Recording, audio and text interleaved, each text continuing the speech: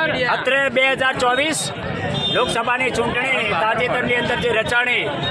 જે ભારતીય જનતા પાર્ટી 26માંથી 26 જે વાતો કરતા હતા, 4 લાખ ને 5 લાખની જે પાર 400ની પારની વાતો કરતા હતા, એ સમયે આવી એક ગરીબ ઘરની દીકરીને જે કેન્દ્રીય જે રાષ્ટ્રીય પક્ષ કોંગ્રેસ તરફથી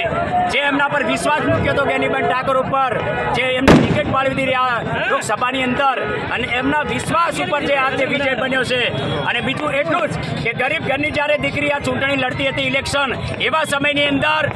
જે ભારતના પ્રધાનમંત્રી નરેન્દ્રભાઈ મોદીને જે અહીંયા બનાસકાંઠાની અંદર 4-5 વાર જ્યારે સભાઓ કરવી પડે, એના અનુસંધાને કેવું કહે છે પબ્લિક, આમ પ્રજા જે હતી એ એમને આમ પ્રજા પર જે વિશ્વાસ મૂક્યો હતો જ્ઞાનીબેન ઠાકોરે, અને આ જ્ઞાનીબેન ઠાકોરનો વિજય નહીં પરંતુ વાવ વિધાનસભાની જે 7 વિધાનસભા